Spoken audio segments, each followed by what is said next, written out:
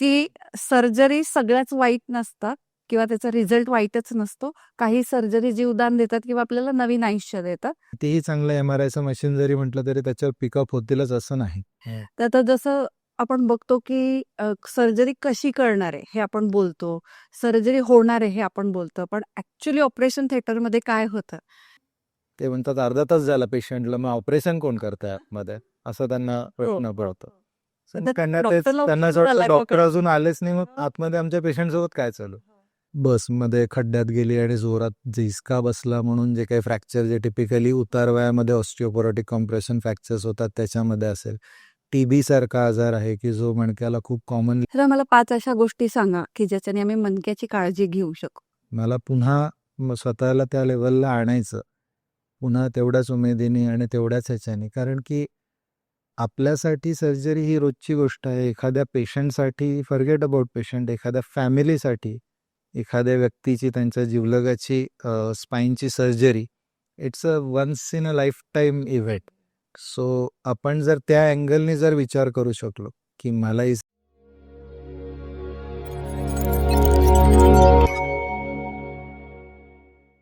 नमस्कार, मी doctor Pallavi Prasad, brain wise with doctor Pallavi प्रसादमध्ये पुन्हा एकदा तुमचं स्वागत करते. आणि आज आपल्याकडे स्टुडिओमध्ये पुन्हा एकदा आलेले आहेत doctor Ketan Deshpande, minimally invasive spine surgeon. आणि ते नेमकं काय आहे आणि त्यांचं सर्जन हा जो त्यांचा डेझिग्नेशन आहे ते कसे असायला पाहिजे आणि नेमकं काय आहे, आपण आज त्याच्यावर चर्चा करूया. सर, तुमचं खूप खूप स्वागत आहे आमच्या स्टुडिओ. आता जसं सांगितलं मिनिमली इन्व्हेजिव्ह सर्जन, तर ह्याला तुम्हाला खूप वेगळं काहीतरी शिकावं लागलं होतं का नॉर्मल सर्जरी सोबत? नक्कीच. मिनिमली इन्व्हेजिव्ह जसं नाव सेल्फ एक्सप्लेनेटरी आहे की एखादी जेव्हा सर्जरी करतो आपण तेव्हा त्याच्यामध्ये चिरफाड, कापाकापी, जे कॉमन लोकांना ज्या गोष्टींची भीती वाटते अशा बऱ्याच गोष्टी त्याच्यामध्ये येतात. सुरुवात सगळ्यांची साधारण सारखीच असते. बेसिक पहिल्यांदा तुम्हाला ॲनाटॉमी, फिजिओलॉजी, जे नॉर्मल गोष्टी आहेत, एखाद्या ॲबनॉर्मॅलिटीकडे जाण्याच्या आधी जसं तुम्हाला पहिलं नॉर्मल माहिती असेल तर तुम्हाला कळेल की व्हॉट इज ॲबनॉर्मल. बरोबर. तसंच असतं. सो बेसिक ट्रेनिंग सगळ्यांचं हे MBBS, जनरल सर्जरी असेल, ऑर्थोपेडिक्स असेल, मग नंतर न्यूरो सर्जरी किंवा स्पाईन फेलोशिप हेच असतं.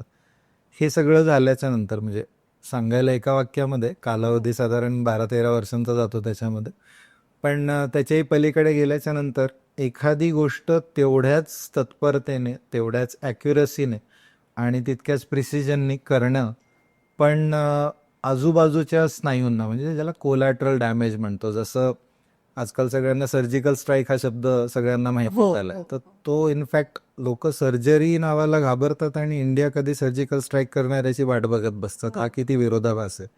सो सर्जिकल स्ट्राईकचा अर्थच तो असतो की तुम्ही अशा प्रकारे अटॅक करायचं की तुमचं जे टार्गेट आहे ते तर अचीव करायचंच आहे विथ पिन पॉईंट ॲक्युरसी, पण दुश्मन किंवा शत्रू देशातल्या सुद्धा जे कॉमन पब्लिक आहेत त्यांना इजा नाही व्हायला पाहिजे त्याच्यामध्ये. सो वर्ल्ड वॉर नाही करायचं तुम्हाला त्याच्यामध्ये. सो उद्देश साध्य व्हायला पाहिजे without doing too much of collateral damage, म्हणजे आजूबाजूच्या याला.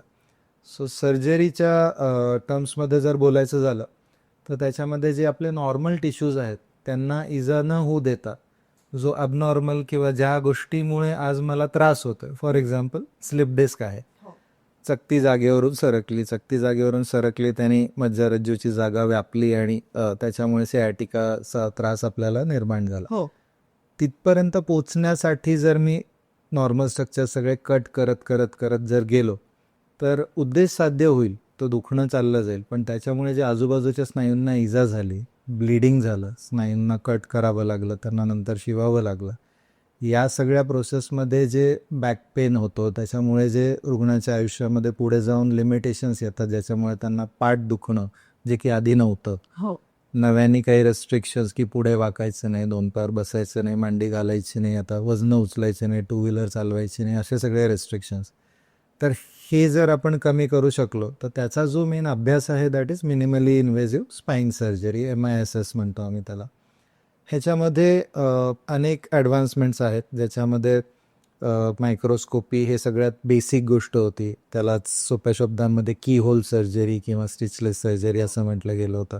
त्याच्यानंतर जे आले ते मग एंडोस्कोपी, आणि आता जे आम्ही करतो ते सेकंड जनरेशन एंडोस्कोपी सर्जरी, जे एक MISSचा प्रकार आहे. तर त्यासाठी साधारण भारतातलं पोस्ट ग्रॅज्युएशन शिक्षण संपवलं आणि फेलोशिप संपवल्याच्या नंतर मी एक वर्षभर साऊथ कोरियामध्ये वन ऑफ द जे जगातले टॉप मोस्ट रिसर्च आणि स्पाईनसाठीचं रेकग्नाइज सेंटर्स आहेत तिथे एक मी वर्षभराची फेलोशिप केली MISSची. आणि अनफॉर्च्युनेटली 2014 किंवा 15च्या सुरुवातीला जे शिकलो होतो हो आणि आज जे करतोय ह्याच्यामध्ये सुद्धा काय म्हणतात जमीन आसमानचं अंतर आहे असं आपण म्हणू शकतो. So it is an ongoing process. एखाद्या डॉक्टरच्या किंवा सर्जनच्या आयुष्यामध्ये ते संपत नाही, शिक्षण संपतच नाही. सो दर 2-3 वर्षांनी मेडिकल कॉन्फरन्सेसमध्ये जाणं, अटेंड करणं, नवीन काय आहे ते आत्मसात करणं, त्याचा माझ्या येणाऱ्या पेशंट्सला किती फायदा होतोय, इंडियन इकॉनॉमिक्स, पेशंटच्या रिक्वायरमेंट, पेशंटचं स्टेजिंग किती, कुठल्या स्टेजला तुमच्याकडे अप्रोच करतायत, हो त्याला ते सूट होतंय का नाही होतंय, अर्ली स्टेजमध्ये असेल तर काय, लेट स्टेजमध्ये असेल तर काय, या सगळ्याचा विचार करून ते अप्लाय करणं. सो तसं म्हटलं तर MISSचं शिक्षण अजून चालूच आहे असं म्हणू चालूच शकतो. असं म्हणू शकतो नक्कीच. तर आता तुम्ही एक वर्ड वापरला की स्टिचलेस, स्टिचलेस सर्जरी, बिन टाक्याची बिन टाक्याची सर्जरी. तर ती खरंच कशी पॉसिबल आहे आणि खरंच टाका नसतोच का त्याला? थोडंसं काय म्हणतात बोलीभाषेतला शब्द आहे असं म्हणूयात आपण. हो काही काही नॅचरल ओरिफायसेस आहेत शरीरामध्ये, जसं तुम्ही जर तोंडावाटे एखादी शस्त्रक्रिया केली तर मग त्याला काही कट करण्याची कट गरज करायची. नाही वाटत. स्कल बेस सर्जरीज काही नाकातून केल्या जातात, so that's a natural opening ज्याचा तुम्ही उपयोग करून घेतात. तसंच अनफॉर्च्युनेटली स्पाईनमध्ये तसं नाही आहे, so you have to take a cut. पण तो कट इतका छोटा असतो की जसं आपल्याला प्रत्येक वेळेस खर्चाटल्यावर आपण त्याला बँडेज पट्टी बांधतोच असं नाही, ते नैसर्गिकरित्या भरून येतं, जुळून येतं. त्याच्यावर ताण पडू नये याच्यासाठी फक्त आपण त्याच्याकडे थोडंसं प्रिकॉशन घेतो एवढंच. तसंच ही दुर्बीण जी असते ती 4 मिलीमीटर म्हणजे अर्ध्या सेंटीमीटरपेक्षाही छोटी असते. सो ती दुर्बीण स्किनपासून ते मज्जारज्जू किंवा स्पायनल कॉर्डपर्यंत पोहोचवण्यासाठी आम्ही एक छोटासा कट आणि एक छोटासा टनल जरूर बनवतो. पण तो कट इतका छोटा असतो की त्याला नंतर शिवण्याची गरज नाही पडत, म्हणून ती बिनटाक्याची किंवा स्टिचलेस स्पाईन सर्जरी असं आपण म्हणतो त्याला. तर हा बोली भाषेतला आणि ऍक्च्युअल सर्जरी मधला फरक आहे. फरक आहे. तर आता जसं आपण बघतो की सर्जरी कशी करणार आहे हे आपण बोलतो, सर्जरी होणार आहे हे आपण बोलतो, पण ऍक्च्युली ऑपरेशन थिएटरमध्ये काय होतं ह्याबद्दल सगळ्यांनाच माहिती असतं असं नाही, पण भीती पण असते. पण खरं ऍक्च्युअल वातावरण काय असतं ओटी मध्ये? सो भीती असते, कुतूहल असतं. एक आइन्स्टाईनची थेअरी ऑफ रिलेटिव्हिटी आहे ज्याच्यामध्ये वेळ हा प्रत्येकासाठी वेगळा वेगळा ट्रॅव्हल करतो असं प्रपोज केलेलं आहे. ज्याचं सगळ्यात कॉमन उदाहरण जे नेहमीच दिलं जातं ते म्हणजे तुम्ही जेव्हा गर्लफ्रेंडसोबत असता तेव्हा वेळ पटकन निघून जातो. हो 2 तास बसलं तरी असं वाटतं की अभी ना जाओ छोडकर टाईप फिलिंग असतं. आणि तोच हात जेव्हा एखाद्या गरम भांड्याला लागतो तेव्हा तो 1 सेकंदसुद्धा तासाभरासारखा झुंकतो. सो तसंच असतं जेव्हा आम्ही ऑपरेशन थिएटरच्या आतमध्ये असतो तेव्हा आम्ही एका complete different frame of mind, एका वेगळ्या विचारसरणीने आतमध्ये जातो. आणि पेशंटचे नातेवाईक जे खूप ॲप्रिहेन्सिव्ह असतात, खूप कॉमन प्रश्न आहे म्हणजे अगदी मी सर्जरी सांगितल्याच्या नंतर दुसरा तिसरा प्रश्न हा असतो. पहिला असतो की किती टाके पडणार, हो दुसरा असतो की किती वेळ लागणार ऑपरेशनला. आता थोडासा एक्सपिरियन्स झालेला आहे किंवा काही पेशंट विश्वासाने माझ्याकडे येतात म्हणून मी थोडीशी त्यांची ओपीडीमध्ये गंमत करू शकतो. मी त्यांना विचारतो मग यार नॉर्मली 1 तास लागतो, पण नाही झालं तर बाहेर येऊन जाऊ का तासाभर आणि का पूर्ण करूनच येऊ. सो मग ते हसतात, ते म्हणतात नाही तसं नाही सर, एक जस्ट आयडिया पाहिजे होती की किती वेळ लागेल साधारण. So it is very subjective. कधी कधी कसं होतं, आता नॉर्मल प्रोसेस अशी असते की पेशंटला ते गाऊन घालून हे असे लाईट्स वगैरे भरपूर असतात, मशीन्स असतात, आवाज असतो आतमध्ये. सो बरेचसे पेशंट कितीही स्टेबल असले, कितीही काय म्हणू आपण त्यांची विल पॉवर स्ट्रॉंग असली, किती त्यांनी स्वतःहून ठरवलेलं असलं की नाही मला ही सर्जरी करूनच घ्यायची आहे, तरीसुद्धा आत गेल्यानंतर त्या वातावरणामध्ये थोडंसं भीती वाटते. ॲप्रिहेन्शन हे असतंच त्याच्याबद्दल, एखादी नवीन गोष्ट ज्याच्याबद्दल आपल्याला माहिती नाही आहे. सो पेशंटचे हृदयाचे ठोके वाढतात, पेशंटचे श्वासाची गती वाढते, पेशंटचं थोडंसं BP वाढतं. सो पहिला काही वेळ ॲनेस्थेटिस्ट हे औषधी किंवा फार्मॅकोलॉजिकल ॲनेस्थेशियापेक्षा व्हर्बल ॲनेस्थेशियावरती कॉन्सन्ट्रेट करतं. सो त्या पेशंटला थोडंसं औषधं न देता शांत करणं की हे नॉर्मल आहे, हे आवाज असे असणार आहेत, या मशीनचा तुमच्या याच्यासाठीच फायद्याचीसाठी ठेवलेली आहे, याच्याने तुम्हाला काही इजा होणार नाही, उलट आपली शस्त्रक्रिया याच्याने इझिली होणार आहे. या सगळ्या गोष्टीमध्ये. मग काही पेशंटसाठी तो कालावधी 5 मिनिटाचा असेल की ज्याच्यात ते नॉर्मल होतात. काही पेशंट खूप ॲप्रिहेन्सिव्ह राहतात, त्यांना झोपेचं इंजेक्शन द्यावं लागतं. सो ह्याच्यामध्ये किती कालावधी जाईल सांगू शकत. हो. बऱ्याच वेळेस असं होतं की पेशंटचे रिलेटिव्ह बाहेर बघतात की 7:30 वाजता आमचा पेशंटला आत घेतलं होतं आणि मी 8 वाजता निवांत कॉफीचा कप घेऊन आतमध्ये चाललेलो असतो. ते म्हणतात अर्धा तास झाला पेशंटला, मग ऑपरेशन कोण करतंय आतमध्ये, असं त्यांना प्रश्न पडतो. So मग त्यांना त्यांना असं वाटतं डॉक्टर अजून आलेच नाही, मग आतमध्ये आमच्या पेशंटसोबत काय चालू. सो इनिशियली ह्या सगळ्या गोष्टी लागतात, ज्याच्यामध्ये ॲनेस्थेशिया देणं, पेशंटचे पॅरामीटर स्टेबिलाईज करणं. त्याच्यासाठी काहींना 5 मिनटं लागतील, काहींना 20 मिनटं लागतील. ते झाल्याच्या नंतर एखाद्या पर्टिक्युलर ऑपरेशनसाठी जी पोझिशन असते की पाठीचं ऑपरेशन करायचं तर पालथा झोपवायचं, पोटाचं ऑपरेशन करायचं तर एका कुशीवरती झोपवायचं, depending on what type of surgery, या सगळ्या गोष्टी आतमध्ये असतात. एकट्या माणसाचं काम कधीच नसतं. म्हणजे गमतीचा भाग म्हणून सांगतो, एका पेशंटनी मला ऑपरेशन झाल्याच्या नंतर OPD आल्या आणि त्यांनी विचारलं की सर आईचं ऑपरेशन छान झालं, सगळं व्यवस्थित आहे, पण तुम्ही आमच्याशी खोटं बोललात. मी म्हटलं खोटं बोललं म्हणजे मला लक्षात नाही आलं तुम्ही कशाबद्दल. त्यांनी बिल काढलं आणि त्यांनी मला फार्मसीचं बिल दाखवलं. सर ह्याच्यामध्ये 16 ग्लव्ज वापरले गेले आहेत म्हणा, आणि तुम्ही म्हटलं होतं छोटं ऑपरेशन आहे. सो नाव ही इज इमॅजिनिंग की 16 जण मिळून हे ऑपरेशन करतात. तर हे छोटं ऑपरेशन कसं असेल, ह्याने एवढं मोठं ऑपरेशन केलं आणि मला सांगताना खोटं सांगायचं. मी पहिले तर त्यांना म्हटलं thank you for asking this question, कारण माझ्या कधी डोक्यात आलं नसतं की अशा प्रकारच्या शंका सुद्धा येऊ शकतात पेशंटच्या रिलेटिव्सच्या मनात. मग मी त्यांना स्टेप 1 पासून सांगितलं. म्हटलं ऑपरेशन थिएटरमध्ये साधारण 7 ते 8 जणांची टीम असते, ज्याच्यामध्ये एक असिस्टंट असेल, एक सर्क्युलेटिंग नर्स आहे, एक ॲनेस्थेटिस्ट असिस्टंट, सर्जन. हे प्रत्येकजण ग्लोव्ज घालतात. कुठलेही बॉडीली फ्लुइड, ते ब्लड असू दे, सलायवा असू दे, कुठलेही असू दे, युरिन असेल, त्याचा कॉन्टॅक्ट आपल्या याच्याशी यायला नाही पाहिजे, कारण अनेक संसर्गजन्य रोग असतात जे ट्रान्समिट होतात. सो तिथे क्लिनिंग करणाऱ्या मामा मावशीपासून ते सर्जनपर्यंत प्रत्येकजण ग्लोव्ज घालतात. सर्जन आणि ॲनेस्थेटिस्ट 2-2 ग्लोव्ज घालतात की एखादा ग्लोव्ह फाटला तर माझ्या स्किनवरचा एखादा जंतू आतमध्ये कॉन्टॅमिनेशन करू नये म्हणून. सो मी 2 वेगवेगळ्या कलरचे ग्लोव्ज घालतो, आतमध्ये ब्राऊन आणि वरती व्हाईट, की कुठं ब्राऊन पार्ट दिसलं तर लगेच कळावं की त्या ग्लोव्ज फाटल्या, मला तर चेंज करण्याची गरज आहे म्हणून. सो असं जर तुम्ही कॅल्क्युलेट केलं तर ॲक्च्युअल सर्जरी करणारे 2च माणसं होते, एक मी आणि माझा असिस्टंट. पण ते जे ग्लोव्ज लागले ते पूर्ण त्या टीमच्या याच्यासाठी लागले होते. आणि व्हाईस वर्सा इन्फेक्शन की पेशंटमुळे बाकीच्यांमुळे patient. True. So that is one part. आणि एकदा ती सर्जरी सुरू झाली की जर नॉर्मल ॲनाटॉमी असेल, ज्याच्यामध्ये आपण बघतो की एखाद्या पेशंटला एखादं बोट एक्स्ट्रा असतं, एखाद्या पेशंटला एखाद्या बोटाची लांबी लहान असते, कोणाच्या पायाच्या याच्यामध्ये फरक असतो. तसेच काही काही ॲनाटॉमिकल व्हेरिएशन्स हे खूप छोटे छोटे असतात, जे प्रत्येक वेळेस कितीही चांगलं MRIचं मशीन जरी म्हटलं तरी त्याच्यावर पिकअप होतीलच असं नाही. असे जर काही ॲनाटॉमिकल स्ट्रक्चर, स्पेशली ब्लड वेसल्स, रक्तवाहिन्या, त्या जर तिथे ॲबनॉर्मल सापडल्या तर कधी कधी 10-10 मिनटं हे ब्लिडिंग कंट्रोलमध्ये चाललं जातं. So time is relative.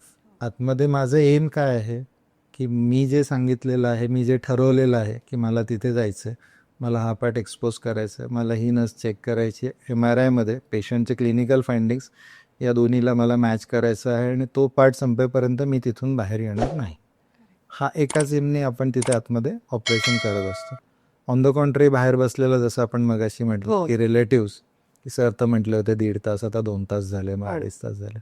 Unfortunately प्रत्येक वेळेस कम्युनिकेशन करणं शक्य नाही हो, कारण आतमध्ये तुम्ही ऑपरेट करत असताना मध्ये थांबून कोणाला तरी निरोप द्या, हे करा. बऱ्याच वेळेस ॲनेस्थेटिस्ट बाहेर जाऊन सांगतात की असं असं आहे, सगळं स्टेबल आहे, हे आहे. So as a part of routine surgical protocol मी आधी पण सांगताना पेशंटला तेच सांगतो की नॉर्मल केसेसमध्ये हे लागतं, एवढा वेळ लागू शकतो. ॲनेस्थेशियातून बाहेर आल्याच्या नंतर प्रत्येक पेशंट लगेचच जागा होईल, लगेच त्याचं हृदयाचे ठोके आणि श्वासाची गती नियमित होईल असंही नाही. सो पोस्ट ऑफ रिकव्हरीमध्ये सुद्धा त्यांना ऑब्झर्वेशनला एखादा तास एक्स्ट्रा लागू शकतो. तुमच्या पेशंटसाठी लागणारा जो काही गरजेच्या ज्या काही वस्तू आहेत, ज्याच्यामध्ये सर्जरी कंप्लीट करणं, पेशंटला सेफ ठेवणं आणि पेशंटला सेफली जनरल ॲनेस्थेशिया किंवा पूर्ण बुलेतून व्हेंटिलेटरवरून बाहेर आणणं आणि मग त्यांना खाली ट्रान्झिट करणं, ह्याच्यासाठी जेवढा वेळ लागेल तेवढा मी आतमध्ये देणार आहे, इरिस्पेक्टिव्ह ऑफ तो किती असेल. तो तासभर असेल, 2 तास असेल, 3 तास असेल, डझंट मॅटर. काम पूर्ण होणं महत्त्वाचं आहे. आणि इक्वली बाहेर आल्याच्या नंतर मग पेशंटच्या रिलेटिव्सला हे सगळं सांगणं, त्यांना दाखवणं, त्यांना विश्वासात घेणं. एंडोस्कोपीचं असल्यामुळे माझ्याकडे रेकॉर्डिंग्ज आणि फोटोग्राफसुद्धा असतात. ते पण ज्या पेशंटला पाहायचे असतात आम्ही त्यांच्यासोबत शेअर करतो. सो त्यांना तो एक कॉन्फिडन्स येतो करेक्ट. की नाही ठीक आहे, वेळ लागला काही प्रॉब्लेम नाही. आता आपण म्हटलं की इथून आपल्याला मुंबईला जायचं आहे, 2.5 तास लागतील. नॉट नेसेसरी की रोजच 2.5 तासच लागतील, कधी 5 तास लागतील, कधी 2 तासात ते पोहोच. हो. Target is to reach there safely. ते कारण कधी कधी पेशंटला असं वाटतं की अर्ध्या तासाची सर्जरी सांगितली तर डॉक्टर अर्ध्या तासात चालले जाते, पण तसं होत नाही की तुम्हाला पण आतमध्ये कधीतरी वेगळं कॉम्प्लिकेशन होतं, वेगळे चॅलेंजेस येतात, ते सॉल्व्ह करून तुमच्या अर्ध्या तासाचे 2 तास कधी झाले ते सांगता पण. बरोबर. आणि शेवटी काय मशीन्स आहेत, एखादी मशीन कधी बंद पडली त्याला बॅकअप आपल्याला दुसरं अवेलेबल करावं लागलं. सो जे काही लागेल ते काम पूर्ण करून बाहेर येणं हे आमचं टार्गेट असतं. वेळ हा टार्गेट कधीच नसतो त्याच्यानं. तर आता जसं आपण बोलतोय की वातावरण, तर माइंडसेट सर्जनचा, म्हणजे आपण सर्जरी बघितली तर तुम्ही दिवसाला 5-6 सर्जरी तर नक्कीच करत असाल, तर तुम्ही तो कसा स्टेबल ठेवता किंवा एखाद्या सर्जनचा माइंड काय असतो जेव्हा तो ओटी मध्ये असतो? अजून 5-6 सर्जरीपर्यंत नाही पोचलो, पण नक्कीच आता तुमच्या या पॉडकास्ट नंतर मला वाटतं होईल तसं. सो सर्जनचा माइंडसेट हा प्रत्येक अँगलनी काय म्हणतो आपण त्याला इम्प्रोवाइज, किंवा तो एखाद्या पैलू जे म्हणतो आपण की ते पैलू पडत जातं हळूहळू. सो सुरुवातीला जे यंग सर्जन्स असतात त्यांना सर्जरी करणं, त्यांना रिसेंट ॲडव्हान्समेंटमध्ये हे करणं, आणि एखाद्या कॉलेज गोईंग मुलाला तुम्ही बाईक घेऊन दिल्यानंतर तो जसं विली मारायचा प्रयत्न करतो, फास्ट न्यायचा प्रयत्न करतो, गर्लफ्रेंडला इम्प्रेस करण्यासाठी अजून काहीतरी स्टंट करण्याचा प्रयत्न करतो, तसा असतो. थोडंसं मॅच्युरिटी यायला लागली, एखाद्या मित्राचा ॲक्सिडेंट झालेला बघितलं की आपोआपच ती स्पीड कमी होऊन जाते की अरे हे काही शोबाजीमध्ये काही अर्थ नसतो. आणि मग तेव्हा वाटत असतं की आपण आता पैसे कमवल्यानंतर स्पोर्ट्स बाईक घेऊ, पण आज त्या स्टेजला आल्यानंतर कळतं की काय उपयोग नाही आहे, ते स्पोर्ट्स बाईक घेण्यात काही अर्थ नाही आहे. काय आहे? सर्जनचं पण तसंच आहे की तुमचा जो एक पॉझिटिव्ह माइंडसेट तर ऑफकोर्स ठेवावाच लागतो. सर्जनचं डोकं कधीच बंद होत नाही, म्हणजे it is not a 9 to 5 job. So 9 to 5 job जसं तुम्ही लॉग आउट करून घरी जाता आणि दुसऱ्या दिवशी लॉग इन करेपर्यंत काय चाललंय तिकडे काही तुम्ही माहिती म्हणजे त्याच्यात काही फार जास्त ॲक्टिव्हली इन्व्हॉल्व नसले तरी चालतं, तसं नसतं. At the back of my mind प्रत्येक वेळेस ती गोष्ट चाललेली असते की एखादी खराब झालेली सर्जरी ही जास्त लक्षात राहते, मग त्याच्यात आपण काय अजून इम्प्रोवाइज करू शकलो असतो, एखादा पेशंटने दिलेला फीडबॅक. सो या गोष्टींमुळे तुमचं पुढचं जे प्रोसेस असते ती आणखी इझी होत जाते. माझं असं मत आहे की प्रत्येक सर्जनला थोडे थोडे जे गुण असतात की त्याच्यामध्ये थोडंसं रागीट असायला पाहिजे, हां. थोडंसं खेळकर असायला पाहिजे, चेहऱ्यावरती स्माईल असायला पाहिजे, जिथं ओरडायचं तिथं ओरडायला पाहिजे. कारण की काही गोष्टी अशा असतात की ज्याला कॉम्प्रोमाइज करून नाही चालत, specially inside the operation theatre. Most of the time जे आपण सर्जन्स बाहेर बघतो पॉडकास्टमध्ये, ओ पी डीमध्ये, आणि हेच जर तुम्ही माझ्या ओटी स्टाफला विचारलं तर ते म्हणतील की सर पूर्णपणे वेगळे असतात हो. आतमध्ये. म्हणजे दीज आर 2 डिफरंट पीपल. हे वेगळे म्हणजे हे बाहेर ओळखूच येत नाहीत, आतमध्ये असे असतात. ते गरजेचं असतं हो. की काही काही गोष्टींमध्ये तो जो मिलिटरी लेवलचा डिसिप्लिन पाहिजे असतो तो पाहिजेच असतो तो पण. आणि कितीही काही झालं, जसं तुम्ही म्हटलं 2-3 पेक्षा जास्त सर्जरी तेव्हा तुम्ही एखाद्या दिवशी करताय, आणि पहिल्या सर्जरीमध्ये जर काहीतरी असं अनएक्सपेक्टेड झालं तर मग मी दुसरी सर्जरीमध्ये बाय नाही देऊ शकत किंवा मी सोडून नाही देऊ शकत. मला पुन्हा स्वतःला त्या लेवलला आणायचं, पुन्हा तेवढ्याच उमेदीने आणि तेवढ्याच ह्याच्याने. कारण की आपल्यासाठी सर्जरी ही रोजची गोष्ट आहे. एखाद्या पेशंटसाठी, फॉरगेट अबाउट पेशंट, एखाद्या फॅमिलीसाठी, एखाद्या व्यक्तीची त्यांच्या जिवलगाची स्पाईनची surgery, it's a once in a lifetime event. So आपण जर त्या अँगलने जर विचार करू शकलो की मला ही सर्जरी करायची आहे अर्ध्या तासात, मग मला दुसरी सर्जरी करायची, मध्ये मी ब्रेकफास्ट करेल 2 तासांनी, मला ओ पी डी आहे, डझंट वर्क. तसं नाही चालत देशामध्ये. It's not a mechanical job unless you put your heart into it, की ह्याच्यासाठी जे बेस्ट पॉसिबल आहे ते मला इथे करायचं आहे. सो तो माइंडसेट हळूहळू करत डेव्हलप होत जातं, आणि तो जोपर्यंत तुम्ही ॲडॉप्ट नाही करू शकत तुम्ही चांगले सर्जन नाही बनू शकत. नाही नुसतंच आतमध्ये ऑपरेशन करणं आणि बाहेर आल्याच्यानंतर मला आता वेळ नाही आहे, ते रिलेटिव्सला सांगा मी नंतर बोलतो, मला आता ओ पी डी आहे, मी तिथं जातो, हे करतो, that is not going to work. It is a 360 degree thing. त्याच्यामध्ये तुम्हाला सगळ्या गोष्टींना सोबत घेऊनच चालावं लागतं. You are the centre point, तुमच्या भोवती हे सगळ्या गोष्टी फिरत आहेत. तुम्हाला ते कॉन्सन्ट्रेट तुम्हाला ते कॉन्सन्ट्रेशन पण पाहिजे. So I think that this attire, ते सर्जिकल कॅप आणि या गोष्टी खूप जास्त वर्क करतात. बरेचसे सर्जन्स असतात जे म्युझिकचा उपयोग करून घेतात. सो माझ्या ओटीमध्ये पण यू विल ऑलवेज सी की एक नवीन कुठला तरी ब्लूटूथ स्पीकर मी घेऊन येतो छानसा आणि त्याच्यावरती गाणे चालू असतात. So it keeps your mind at peace. आणि तुम्ही एका ट्रान्स ह्याच्यामध्ये जाऊन जेव्हा ऑपरेट करतात तेव्हा तुम्ही वेगळ्या ह्याच्यामध्ये असते. So when you are a surgeon, you are not a surgeon inside the operation theatre, you are surgeon for life. सो तुमच्या बाहेरच्या ह्याच्यामध्ये सुद्धा त्या गोष्टी रिफ्लेक्ट होतात. त्याचा फॅमिली लाईफमध्ये दुष्परिणाम पण होतो हो की कॉफी सुद्धा परफेक्ट नाही झाली आहे म्हणून मग घरी कधी कधी भांडायला लागतं सगळं थोडंसं. perfect पाहिजे. सो जसं आयुर्वेदामध्ये म्हणतात की रुग्णाचे गुण असायला पाहिजे, वैद्याचे गुण असायला पाहिजे, तसंच आपण आता तुम्ही जे बोलताय ते एका सर्जनचे गुण असायला पाहिजे. तर त्याच्यात फिक्स कुठले की सर्जन असाच असला पाहिजे, असे एक 5 गुण सांगाल का? मला असं वाटतं पहिली गोष्ट ही आहे की हंबल असायलाच पाहिजे. की जर मी आज असं म्हटलं की I am the best endoscopic spine surgeon in India, you have lost the battle. I am one of the leading. आणि आज जिथं होरायझन आहे ते उद्या तिथं नसणार आहे. त्या बाउंड्रीज उद्या एक्सटेंड होणार, ते होरायझन्स अजून पुढलीकडे ढकललं जाणार, ज्याला मराठीमध्ये आपण क्षितिज म्हणतो. हो क्षितिज ही एक इमॅजिनरी बाउंड्री आहे. मी जेव्हा तिथं पोचेल तेव्हा मला पुढचं क्षितिज दिसणार आहे. So if you keep that mindset की, आणि ते तेव्हाच येतं जेव्हा तुम्ही हंबल राहू शकता. दुसरी गोष्ट, आमच्याकडे नवीन कुठलीही गोष्ट शिकताना एक गोष्ट म्हणजे सगळेच टीचर्स सांगतात की you have to unlearn to learn new things. तुमच्या डोक्यामध्ये काही स्पेसिफिक एक माइंडसेट झालेला असतो किंवा एक फिक्स बसलेलं असतं की ही गोष्ट या पद्धतीने होऊ शकते. एक जर नवीन टेक्निक आली आहे तर तुमचं मेंदू पहिले त्याला रेजिस्ट करतो. जसं तुम्ही आता बघितलं की जर नवीन टेक्नॉलॉजी आली आणि तुम्ही सिनियर सर्जन्सला जाऊन विचारलं, not everybody will be honest. प्रत्येकजण प्रामाणिकपणे सांगणार नाही की ती टेक्निक चांगली आहे पण मी करत नाही, माझ्या हातात ही टेक्निक बेस्ट आहे, असं नाही म्हणत. ते पहिले त्या टेक्निकला नावं ठेवण्याचा प्रयत्न करतो. आपल्याकडे सो अनलेस यू अनलर्न की जे तुम्ही शिकलेला आहात तोपर्यंत तुम्ही नवीन गोष्ट नाही शिकू शकत. सो ती एक गोष्ट जास्त महत्त्वाची आहे सर्जनसाठी. ऑफकोर्स डिसिप्लिन हा पाहिजेच, त्याला काही दुसरा पर्यायच नाही आहे. म्हणजे काही काही गोष्टीला नो कॉम्प्रोमाइज त्याच्यामध्ये, तो एक गुण झाला. दुसरं थोडंसं कॉन्फिडन्स आणि एखाद्या भाषेवरचं प्रभुत्व किंवा तुम्हाला ती लँग्वेज हे करता यायला पाहिजे. बऱ्याच वेळेस मी बघतो की प्रत्येक वेळेस इंग्लिशमध्येच बोलायला पाहिजे असं काही नाही, पण ज्या पद्धतीने तुम्ही एखादी गोष्ट पेशंटला सांगता, आणि मला माहिती आहे की एखादी सर्जरी कॉम्प्लिकेटेड आहे, नॉट नेसेसरी की पेशंटला मी त्याच भाषेत सांगायला पाहिजे की मी खूप कॉम्प्लेक्स सर्जरी करतोय, माझ्याशिवाय दुसरं कोणी करूच शकत नाही.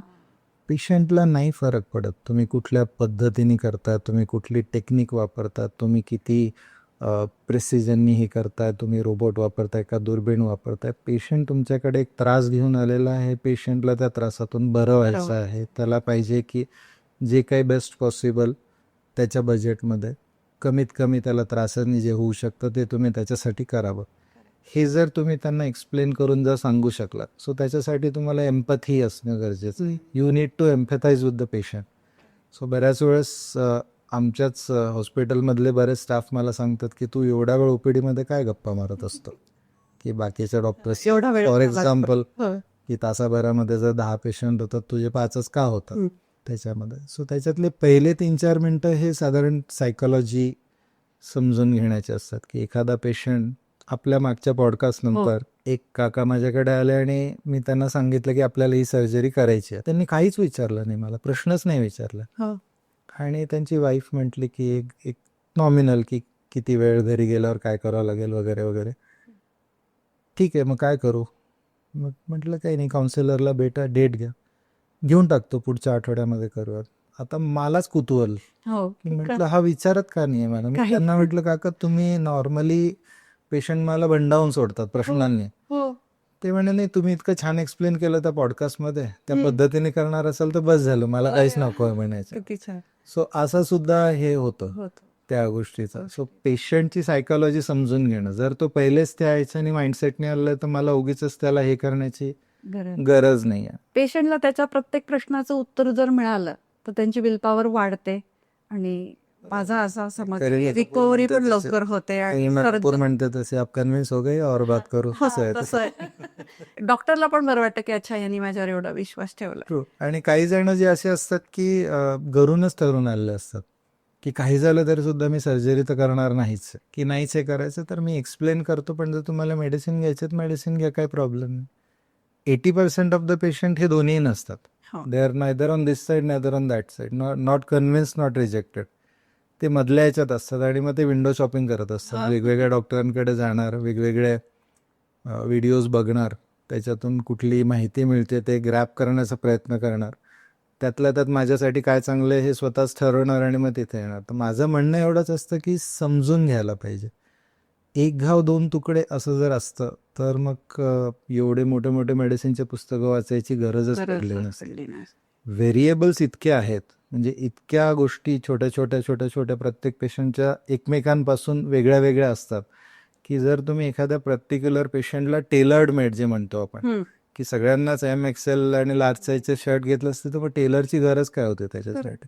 सो तुमच्यासाठी तुमची कंडिशन, तुमचं बॅकग्राऊंड, तुमचं स्टेट ऑफ, तुमचे एक्सपेक्टेशन्स की पुढे जाऊन मला काय करायचं आहे त्याच्यामध्ये, की मला आता फक्त घरातल्याच ॲक्टिव्हिटी करायचं तर तुमच्यासाठी ही ट्रीटमेंट.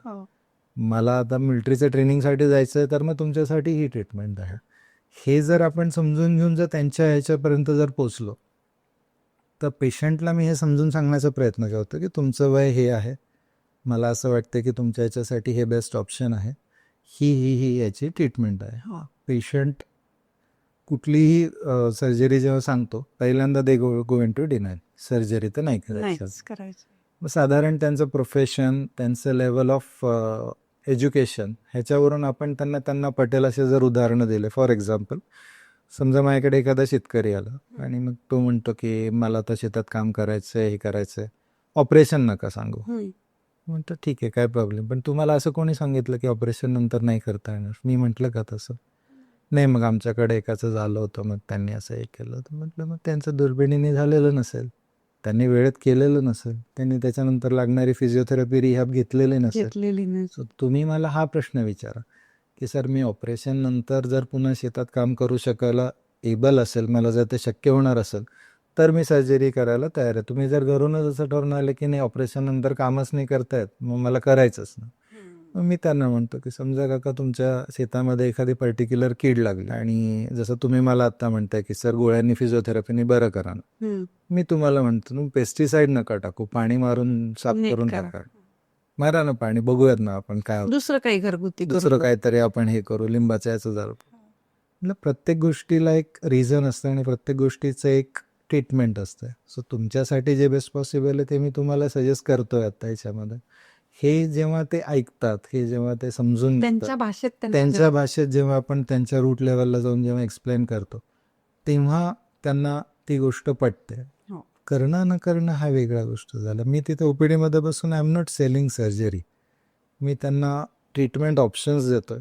त्यांना जे त्यातलं योग्य वाटतं. अनेक जण कन्व्हिन्स होतात, काही नाही कन्व्हिन्स होत, निघून जातात. काही अनफॉर्च्युनेटली काही ना काही कॉम्प्लिकेशन्स घेऊन पुन्हा परत यावं लागतं, इमर्जन्सी सर्जरी होते. दोन माइंडसेट आपल्याकडे चेंज होत नाही असं मला वाटतंय. एक की सर्जरी नाहीच करायची असं, त्याला डिनाय करणे हा एक लवकर अजून तो एक चेंज होत नाहीये. आणि हे पण त्यांना माइंडसेट कळत नाही की प्रत्येकाची बॉडी वेगळी असते. एखाद्याला जी एक सर्जरी केली आहे त्याची रिकव्हरी जशी झाली तशीच आपली होणार आहे असं नाहीये, किंवा एखाद्याला एका सर्जरीमुळे जे कॉम्प्लिकेशन झाले तसंच आपल्याला पण होणार आहे असं नाहीये. हे त्यांना अजून समजत नाही. तर त्यातनं हे नक्कीच आता पॉडकास्ट ऐकून त्यांच्या डोक्यातून हा प्रश्न गेला पाहिजे होपफुली की सर्जरी सगळ्याच वाईट नसतात किंवा त्याचा रिझल्ट वाईटच नसतो. काही सर्जरी जीवदान देतात किंवा आपल्याला नवीन आयुष्य देतात आणि प्रत्येकाची बॉडी वेगळी असते. आता जसं आपण चर्चा करतोय की लोकांना सर्जरी ही टाळायचीच असते आणि बऱ्याचदा ते लोक टाळतात. त्यांनी जरी ओपिनियन घेतलं आणि त्यांना जरी कुठेतरी बॅक ऑफ माइंड माहिती असलं की मला कधीतरी करावी लागणार आहे, तरी ते टाइम बाय करतात किंवा टाळतात. तर त्याचे कॉम्प्लिकेशन्स काय काय होतात? सो सर्जरी टाळणं हा आय थिंक प्रत्येकालाच आवश्यक वाटतो किंवा प्रत्येकाची पहिली चॉईस तीच असेल की मला काही झालं तरी सर्जरी नको, दुसरं काहीतरी तुम्ही ऑप्शन सांगा. लकीली स्पाईनमध्ये तसंच आहे की एक आपल्या शरीराला एक प्रतिकारशक्ती किंवा एक विल पॉवर किंवा एक इम्युनिटी आहे की ज्याच्यानी majority of the spinal disorders मणक्याचे मॅक्झिमम जे विकार आहेत ते आपोआप नैसर्गिकरित्या रेस्टनी त्याला थोडा आराम दिला की बरं होण्यासारखे आहेत. खूपच छोटेसे सेट ऑफ डिसिजेस किंवा आजार असे आहेत की ज्याला इमर्जन्सी किंवा याला दुसरा काही ऑप्शनच नाही आहे. फक्त कुठेतरी एक त्याला बाउंड्री आखली गेली पाहिजे की किती लिमिटपर्यंत आपण वाट बघायची. सो गेल्या अनेक वर्षांच्या रिसर्चमधून असं लक्षात आलेलं आहे की जेव्हा मणक्याशी रिलेटेड एखादा विकार होतो आणि नसेला कुठे चिमटा बसलेला असतो किंवा त्याला दाब आलेला असतो तेव्हा ती नस 6 ते 8 आठवड्यापर्यंत तो प्रेशर सहन करू शकते. म्हणजे तेवढी त्या नसेची कॅपॅसिटी आहे. सो पहिल्या 6 ते 8 आठवड्यामध्ये unless there is a red flag की एकदम लघवी संडासचा कंट्रोल बंद होणं किंवा पाय लुळा पडणं, हात लुळा पडणं हे जर नसेल, दुखणं, मुंग्या, बधीरपणा एवढंच जर फक्त असेल आणि आपले सिम्पटम ड्युरेशन म्हणजे आजाराचे जे टोटल सुरुवात होऊन जो कालावधी जो झालेला आहे तो जर 8 आठवड्याच्या आतमध्ये असेल तर नक्कीच आपण वाट बघूच शकतो. अनफॉर्च्युनेटली असं होतं की पेशंटला त्या दरम्यान त्यांनी जे काही केलं त्याच्यानी तो बरा झाला असा त्याचा माइंडसेट होऊन जातो. मग त्या दरम्यान जर त्यांनी बेड रेस्ट केली तर त्याला वाटतं की रेस्टनी बरं झालं. त्या दरम्यान जर त्यांनी काही ट्रॅक्शन लावून घेतलं किंवा एखादं पर्टिक्युलर नॉट नेसेसरी की ॲलोपॅथीज किंवा आयुर्वेदिक कुठल्याही प्रकारची थेरपी जर त्यांनी केली तर त्याला तसं वाटतं, विच इज नॉट बॅड. पण तो युनिव्हर्सल लॉ नाही आहे. आपण काही न करता सुद्धा बरी होणारी एखादी गोष्ट. सो या माइंडसेटचा अनफॉर्च्युनेटली निगेटिव्ह फायदा घेणारे आपल्याला ऑनलाईन बऱ्याच गोष्टी आजकाल सापडतात. आणि जसं आपण अनेक सिनियर डॉक्टर्सच्या पॉडकास्टमध्ये ऐकतो की त्या फील्डमधल्या तज्ज्ञांचं ओपिनियन घेणं हे त्याच्यासाठी गरजेचं असतं. सो जर तुम्हाला माहितीच नाही की एखादा आजार नैसर्गिकरित्या बरा होणार आहे आणि त्या पिरियडमध्ये जर तुम्ही एखादी थेरपी केली तर नॅचरली तुमचा त्याच्यावरती विश्वास बसेल. पण 8 आठवड्याच्या पलीकडे जर बरं नाही झालं तर तीच थेरपी अनंत काळापर्यंत चालू ठेवणं हे शरीरासाठी अपायकारक असू शकतं. अशा दृष्टीने की जर तो नसेवरचा दाब तिथे निघाला नाही आणि जर त्या नसेला काही प्रमाणामध्ये रक्तपुरवठा डॅमेज होऊन गेला तर मग ऑपरेशनचे रिझल्ट हे खराब येऊ शकतात. सो अनफॉर्च्युनेटली मणक्यामध्ये आजही रिप्लेसमेंट ही टेक्नॉलॉजी नाही की मज्जारज्जू काढून दुसरा मज्जारज्जू बसवला आहे किंवा मज्जारज्जूची एखादी तुटलेली नस त्याच्या जागेवरती आर्टिफिशियल केबल लावून त्याला रिपेअर केली ही टेक्नॉलॉजी नाही. सो वेळेत केलेलं ऑपरेशन मणक्याचे चांगले रिझल्ट देतात. ती वेळेचा जो कालावधी आहे डिपेंडिंग ऑन त्या आजाराप्रमाणे 6 ते 8 आठवडे मॅक्झिमम 2 महिन्यापर्यंत असू शकतो. 2 महिन्याच्या पलीकडे जर तो आजार टिकून राहत असेल आणि मल्टिपल स्पाईन सर्जन्सनी जर तुम्हाला ओपिनियन दिलेलं आहे की नाही याला सर्जरी गरजेची आहे तर डेफिनेटली सर्जरी करायलाच पाहिजे. त्याच्यामध्ये तिथे अंगावरती काढलं तर नुकसान फक्त आणि फक्त तुमचंच म्हणजे पेशंटचंच होणार आहे. त्याच्यामुळे असे कुठले कुठले आजार आहे की ज्याला सर्जरी ही आपण करायलाच पाहिजे, राईट, जे टाळूच नाही शकत, त्याला दुसरी कुठलीच थेरपी आपण पेन थांबवण्याची किंवा तो आजार कमी नाही करू शकतो? बरोबर. एक तर फ्रॅक्चर्स किंवा इन्फेक्शन्स हे असे आजार आहेत की ज्याला दुसरा पर्यायच नसतो. जिथे एखादा मणक्याचा सांधा निखळला आहे आणि त्याच्यामुळे मज्जारज्जूला कॉम्प्रेशन झालेलं आहे, ते ट्रॉमामुळे असू शकेल, ते स्पोर्ट्स इंजुरीमुळे असू शकेल, ते एखाद्या साध्या बसमध्ये खड्ड्यात गेली आणि जोरात झिसका बसला म्हणून जे काही फ्रॅक्चर जे टिपिकली उतार वयामध्ये ऑस्टिओपोरोटिक कॉम्प्रेशन फ्रॅक्चर्स होतात त्याच्यामध्ये असेल, TB सारखा आजार आहे की जो मणक्याला खूप कॉमनली अफेक्ट करतो, अशा काही गोष्टी असतात. आणि जसं मी आधी म्हटलं तसं की ज्याच्यात रेड फ्लॅग्स असतात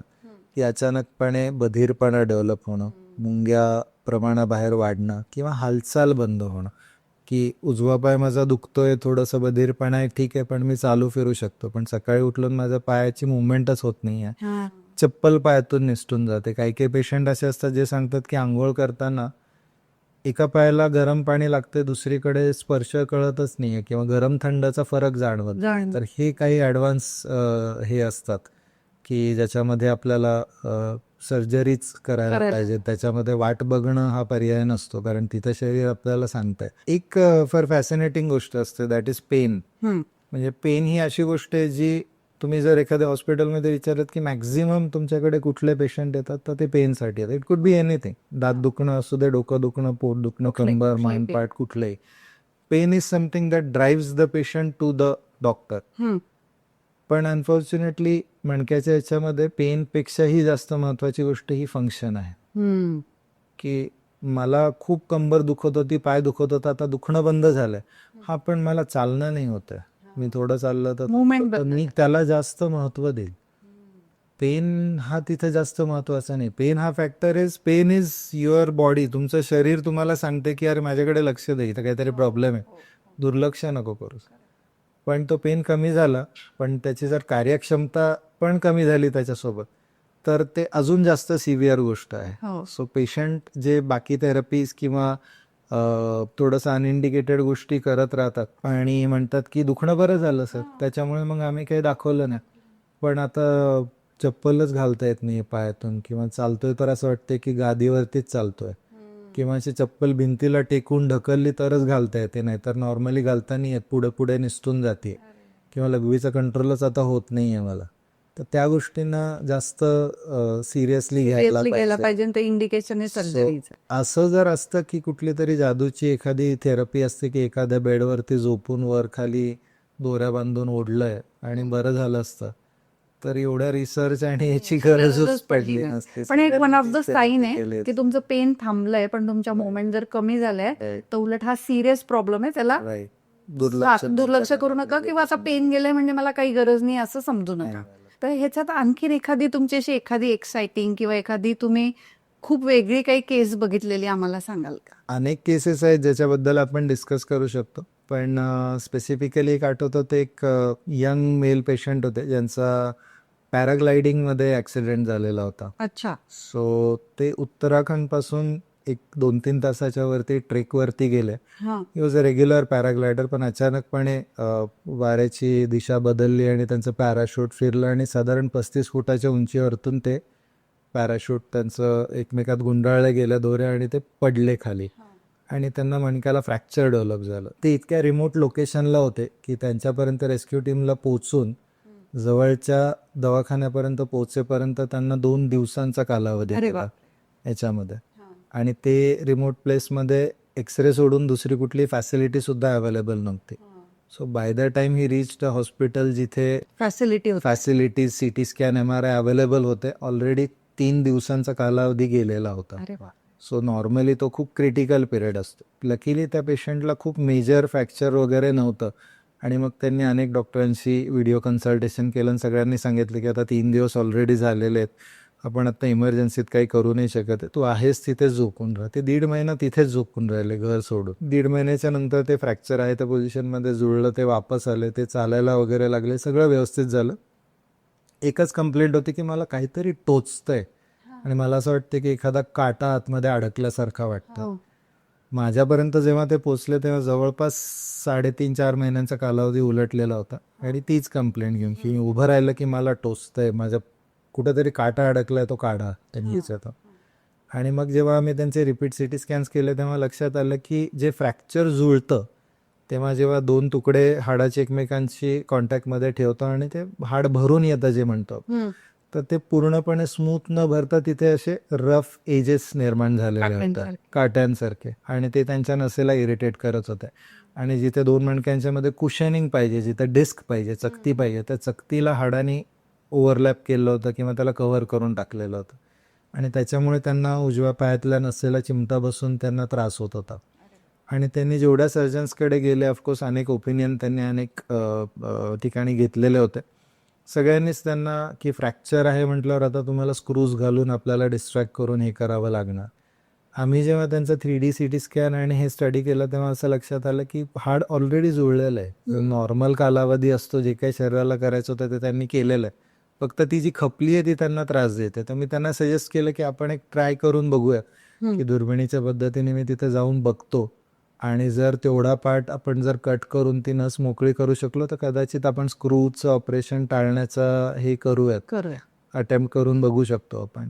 तसंच आम्ही केलं. आतमध्ये गेल्याच्या नंतर लक्षात आलं की ते ॲबनॉर्मल जे पोझिशन होती फ्रॅक्चरची, त्याच्यामध्ये ती नस अडकून गेली होती, आणि आम्ही फक्त त्या नसेला रिलीज केलं. नॅचरली दुर्बिणीचं असल्यामुळे नॉर्मल कुठल्याही टिश्यूला इजा नव्हता केलं. सो आतमध्ये ना स्क्रू घातले ना काही घातलं, आणि त्यांनी बाहेर आल्या आल्या त्यांचा जो चेहऱ्यावरचा जो आनंद होता ना, सर काटा निघाला, हा एवढंच बोलले ते मला. त्यांना ॲम्ब्युलन्सने काट्यात बाहेर आल्याच्या चालत नंतर असेल त्यांना जे त्याच्या. सेन्सेशन होतं दॅट वॉज कम्प्लिटली गॉन.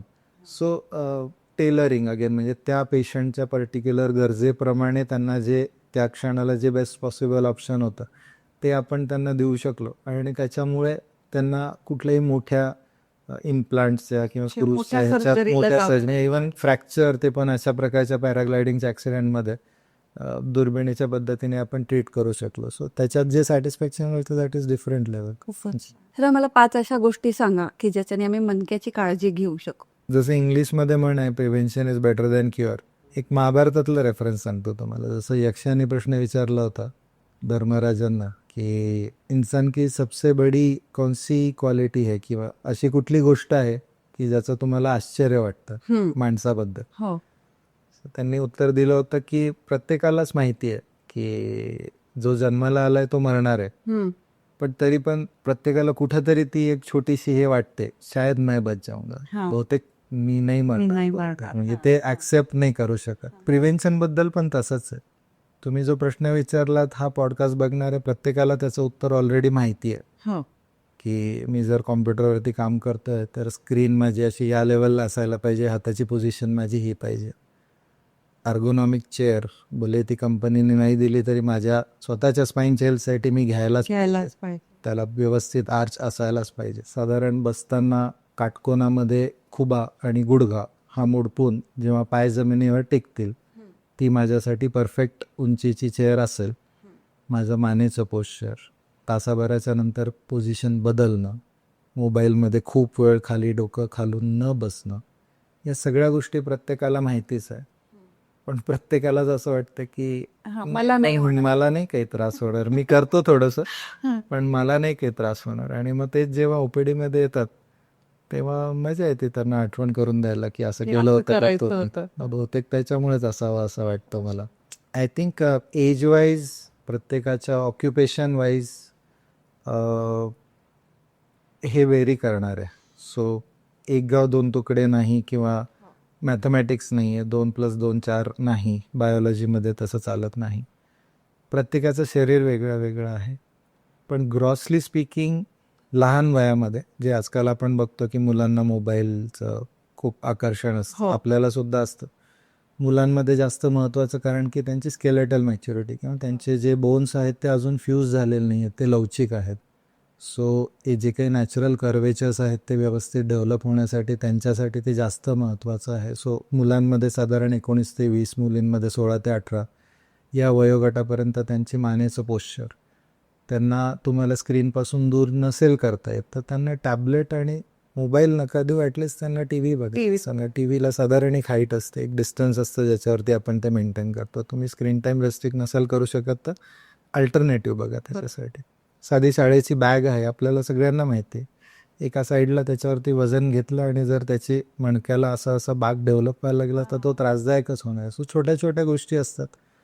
मुलगा चालताना त्याची कमरेची उंची, त्याच्या खांद्याची हाईट ही जर लेवलमध्ये नसेल तर लगेच कन्सल्ट करायला पाहिजे. ते काही नॉर्मल गोष्ट नाही आहे. पोझिशन्स या प्री स्केलेटल मॅच्युरेशन म्हणजे उंची, पूर्ण एक उंची गाठण्याच्या आधीची या वेगळ्या असतील. वर्किंगचं जसं आपण बोललो तसं.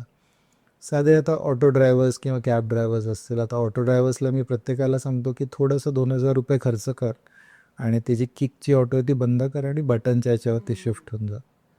पुढे साधे कंबर दुखतीये हे करून करून म्हणून जर MRI करावं लागलं तर 7-8 हजार रुपये जातात. त्याच्यापेक्षा हे 2,000 रुपये आधी ह्याच्यात इन्व्हेस्ट कर, सो दॅट पुढे जाऊन तुला हा त्रास होणार नाही.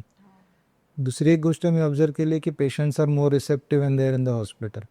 नातेवाईक म्हणून जेव्हा येतात ना त्यावेळेस ते बऱ्यापैकी हे असतात. सो एखादा पेशंट त्याच्यासोबत आलेले 4 नातेवाईक मी कधीच बाहेर नाही बसवत की मला ओपीडीत गर्दी नको आहे, तुम्ही बाहेर थांबा. नाही, येऊ द्यायचं आणि सगळ्यांना उद्देशून बोलायचं. बोलताना नुसतं पेशंटलाच हे नाही करायचं, सगळ्यांनाच उद्देशून बोलायचं. सो त्यांना तो अवेअरनेस असतो.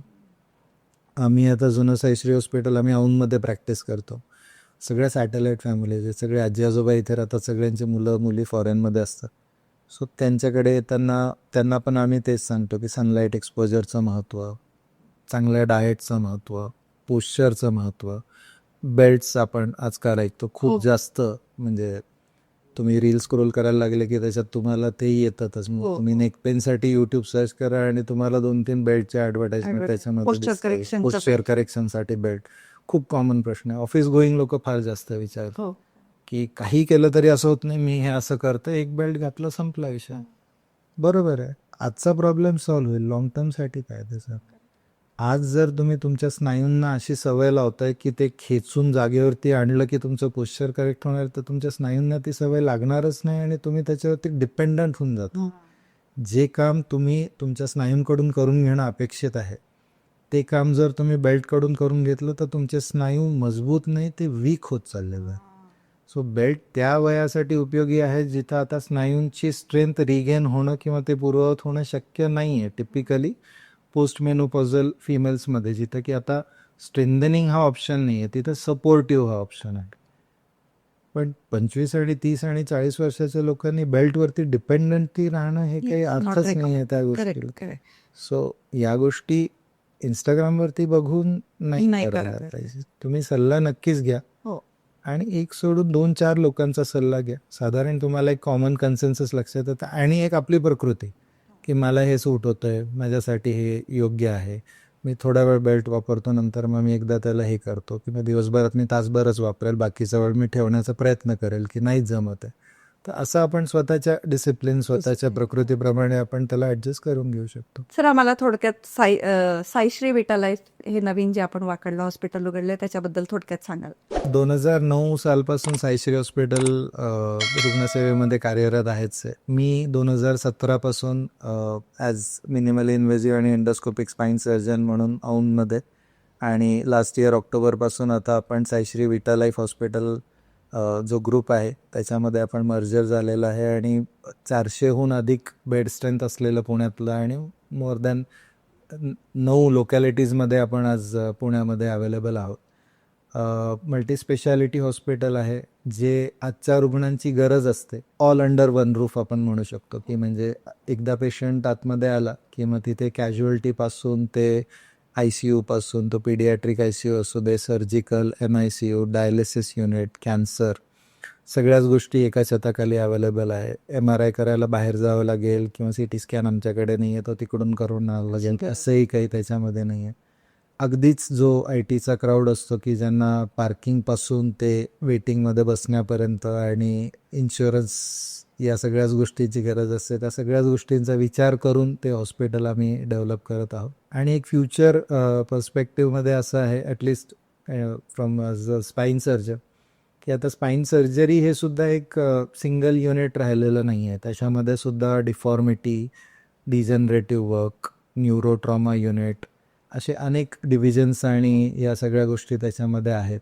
सो हळूहळू आम्हाला आता आम्ही त्या दृष्टीने काम करत आहोत की त्याच्यामध्ये सुद्धा अनेक स्पाईन सर्जन्स असावेत, न्यूरोसर्जन्स असावेत, जे एकत्रितपणे काम करतात आणि प्रत्येकजण त्यातल्या त्यात अजून जास्त स्पेशलाइज्ड वर्क, जसं मी एंडोस्कोपिक स्पाईनचं वर्क बघू शकेल, somebody else can take care of the trauma, कोणी डिफॉर्मिटी करेक्शन्समध्ये असेल, अशा दृष्टीने आम्ही तिथं काम करण्याचा प्रयत्न करत आहोत.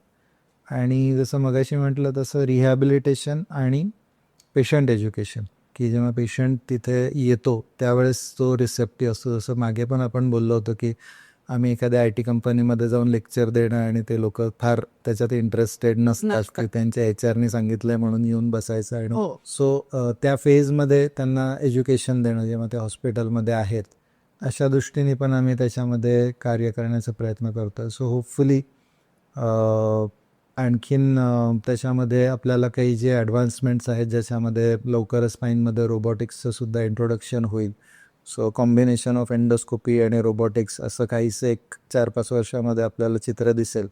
ते सुद्धा आपण लवकरच साईश्री हॉस्पिटलमध्ये सगळ्यात आधी सुरू करण्याचा प्रयत्न करूयात. आपण असं म्हणू शकतो की सगळ्या ॲडव्हान्स टेक्नॉलॉजी ज्या पेशंटसाठी गरजेच्या आहेत आणि ज्याने पेशंटला फायदा होणार आहे, असं पेशंट सेंट्रिक साईश्री विटालाईफ हॉस्पिटल हे आपण चांगल्या पद्धतीने रन करायचा प्रयत्न करतो आहे. सो आम्ही आज इथे भरपूर चांगल्या चर्चा केलेल्या आहेत स्पाईनशी रिलेटेड, आणि टेक्निकल सर्जरीबद्दलचा एक आमचा पॉडकास्ट ऑलरेडी आमच्या चॅनलवर आहे. त्याची लिंक आम्ही डिस्क्रिप्शनमध्ये पण देऊ. आणि हा आमचा दुसरा भाग आहे. अजून तुम्हाला सरांना काही क्वेरी विचारायची असेल तर डिस्क्रिप्शनमध्ये नंबर पण आहे साई श्री विटा लाईफचा, आणि तुम्ही इथे कमेंट करून पण विचारू शकता. आम्ही त्याचे उत्तरं देण्याचा नक्की प्रयत्न करू. सर, तुम्ही साध्या भाषेत आम्हाला खूप छान माहिती सांगितली आणि याचा नक्कीच पेशंटला फायदा होईल. त्याबद्दल तुमचे खूप खूप धन्यवाद. थँक्यू.